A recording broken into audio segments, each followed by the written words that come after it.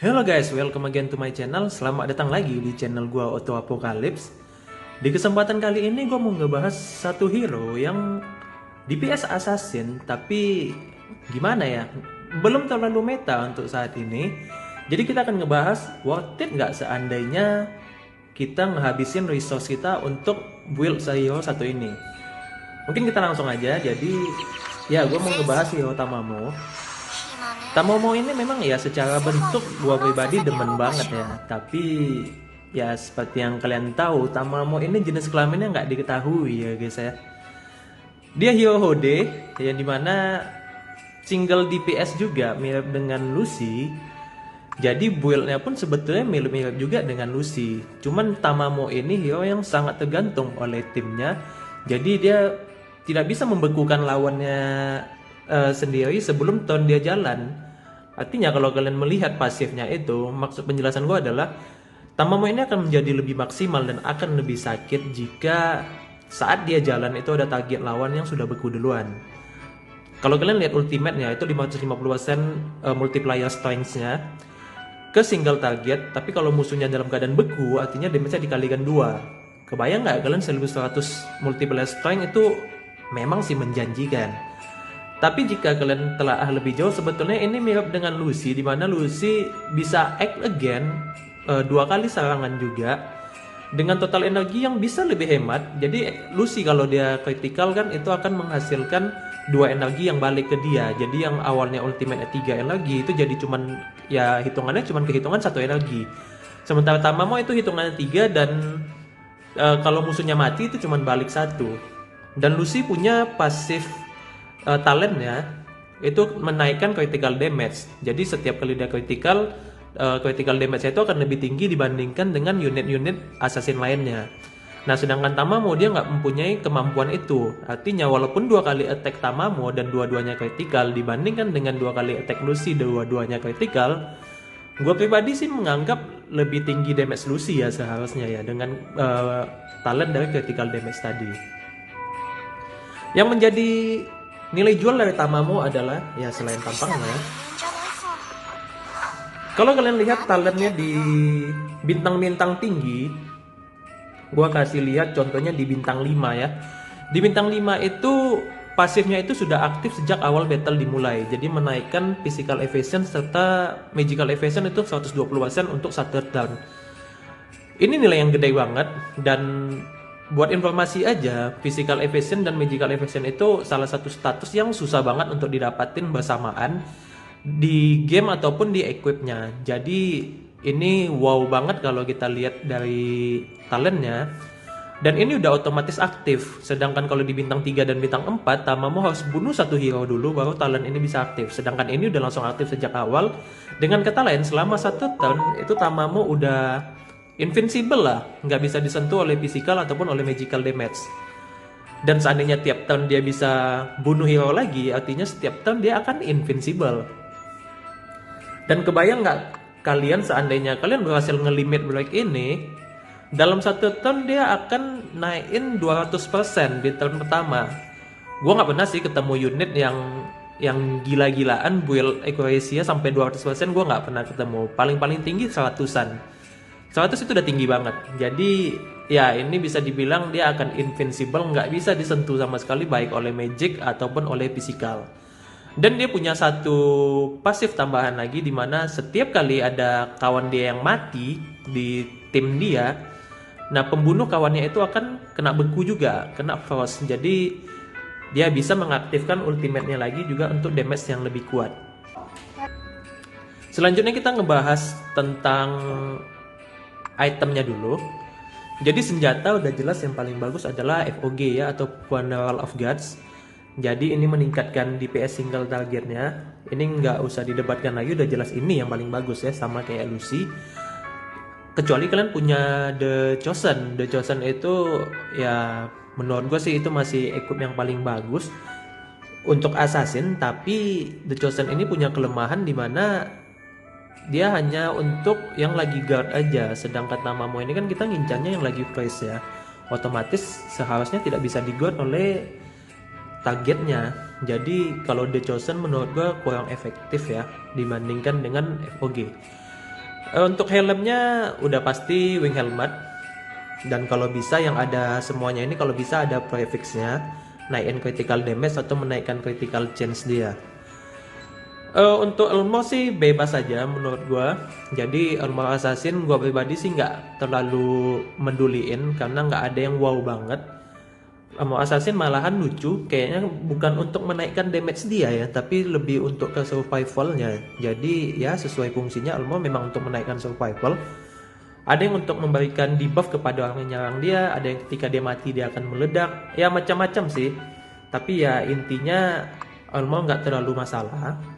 Sedangkan untuk trinketnya, ambillah yang menaikkan strength cukup tinggi. Jadi gua di sini sih rekomendasiin Thor Gauntlet, atau kalian bisa menggunakan horn juga bisa. Jadi kalau kalian mau pakai horn juga nggak masalah, boleh-boleh aja. Untuk artefak udah pasti ya layaknya unit assassin lainnya, kalian harus memainkan Sagittarius atau Capricorn. Sedikit Leo boleh untuk sesekali, yang kalau ngeproc lumayan ya, naikin 10% dari max HP lawan sebagai damage-nya.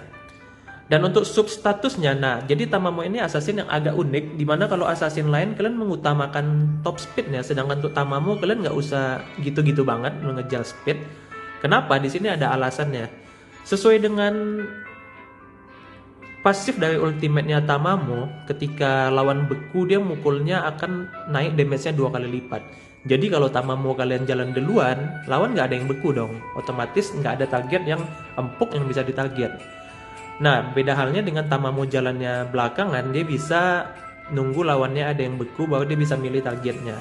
Tapi di sini ada kelemahannya. Kelemahannya adalah jika kalian memberikan waktu ke lawan untuk jalan duluan sebelum Tamamonya jalan, lawan sempat menggunain kayak Apollo misalnya untuk nyairin kawannya yang beku, jadi ya Tamamo jadi nggak ada target.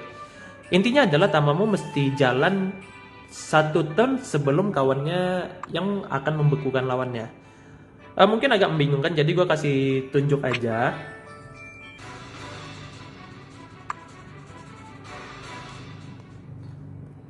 Jadi tim yang ideal banget buat Tamamo menurut gue adalah seperti ini.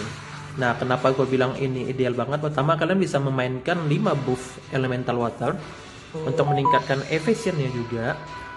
Nah, yang di antara 5 ini ya seperti biasa Dracula hero yang wajib banget ya menurut gue, baik itu untuk PvE ataupun PvP, apalagi PvE yang konten-konten sulit. Dracula itu wajib banget dibawa. Jadi nggak bisa kita ganti, Dracula mesti kita bawa. Dan untuk tanknya itu bagus banget kalau kalian memakaikan Poseidon. Poseidon ini punya pasif dimana kalau orang mukul dia itu akan nambah force mark-nya. Jadi bantulah sedikit banyak untuk ngebekuin lawannya. Nah, yang wajib ada di situ adalah AB sama Gabriel. Jadi begini strateginya. Ketika awal battle memulai, seperti biasa ya Dracula buka link dulu, atau AB langsung buka ultimate, fine sih, yang mana duluan sesuai selera kalian aja. Mau dibekukan lawannya dulu atau Draculanya buka link duluan. Selanjutnya, tahun selanjutnya bisa disusul oleh Poseidon.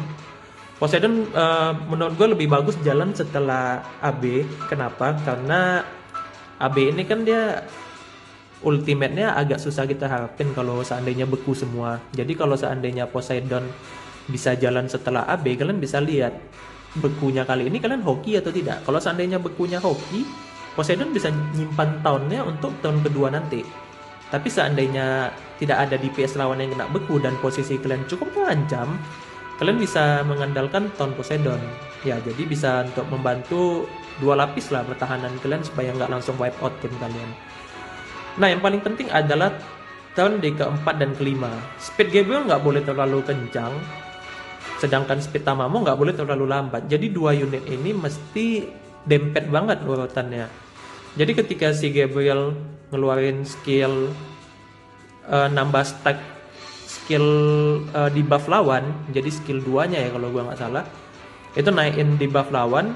Nah, berdasarkan dengan efek daripada si Poseidon dan dari AB, lawannya udah kena force mark, ditambah dengan skill dari Gabriel, seharusnya lawannya sudah beku. Minimal di turn 2 atau turn 3 lawannya pasti sudah beku karena stacknya sudah banyak. Nah, di saat itulah Tamamo baru bisa memilih lawannya. Dan di sini support untuk melengkapi 5 buff water, kita butuh, menurut gue yang paling bagus adalah si Marco. Kenapa gue bilang Marco? Di posisi saat ini lawan pasti banyak yang pakai Valkyrie, Joan, atau sesama Marco juga, bahkan Gwen sebagai defendernya. Kalau seandainya kalian ngebekuin DPS lawan, tapi ternyata pas Tamamonya jalan defendernya tidak kena debuff, tidak kena CC, kalian tidak bisa menargetkan DPS lawan itu. Otomatis kalian butuh Marco untuk nge-stun dulu defender lawannya, baru Tamamo kalian bisa target DPS lawan dengan mudah. Nah, kalau kalian bisa mempertahankan momentum seperti itu terus-menerus, otomatis Tamamo kalian setiap turn akan mendapatkan evasionnya. Nah, untuk part yang bisa disambungkan untuk Tamamo adalah yang menurut gua yang paling bagus itu part nomor 4 ya, sesuai dengan fungsinya. Dia evasionnya tinggi, ditambah dengan dia punya chance untuk heal setiap kali dia evasion, itu menjadikan Tamamo DPS yang susah banget untuk di killnya ya. Oke guys, mungkin itu aja penjelasan gua mengenai Tamamo. Jadi kalau ditanya ini worth it atau tidak, menurut gua kalian butuh dedikasi yang tinggi banget untuk Tamamo ini. Kalian butuh satu tim yang bahkan satu individu tidak bisa kalian gantikan. Jadi timnya itu mesti 4 hero tadi. Sementara hero kelimanya yang gue pikirkan adalah Dracula untuk menjaga survival tim kalian. Dan dia sangat tergantung oleh keberuntungan timnya, apakah bisa membekukan lawannya atau tidak. Dan yang kedua adalah kesulitan Tamamo adalah kalian butuh tidak bisa mengutamakan speed secara dominan. Artinya ya kalian memberikan kesempatan lawan untuk jalan duluan, dan itu menjadi kerugian bagi kalian. Selanjutnya juga ya Tamamo ini build-nya agak susah ya memang ya. Jadi sangat tergantung oleh tim. Kalian mesti limit break dulu untuk mencapai kemampuan maksimalnya. Jadi untuk early game atau middle game, gua sih nggak rekomendasiin kalau kalian mau mati-matian build Tamamo. Kecuali tipe kalian adalah yang memainkan game ini karena penampilan fisik atau grafisnya. Ya Tamamo gua akuin memang cantik sih, walaupun sebagai Hode ya guys ya. Jadi ya boleh-boleh aja kalau kalian mau memaksakan membuild Tamamo, atau kalian cicil shardnya di pack setiap hari itu beli 2, ya bisa-bisa aja kalau kalian mau membuat Tamamo kalian sampai limit break nanti. Tapi ya gua sih agak sanksi, karena kemungkinan ketika Tamamo kalian sampai ke limit break nanti, mungkin sudah akan banyak hero lain yang lebih jago yang akan keluar nanti ya. Tapi ya itu pendapat pribadi gua. Menurut gua ini nggak terlalu layak untuk diperjuangkan. Tapi kembali lagi ke pilihan kalian masing-masing. Oke guys, mungkin itu aja penjelasan gue mengenai Tamamo kali ini. Mudah-mudahan membantu buat kalian yang demen banget sama Tamamo. Dan gue mohon pamit apabila ada salah kata, gue minta maaf. Dan apabila ada kritikan dan saran boleh ditinggalkan di kolom komentar di bawah. Terima kasih, bye-bye.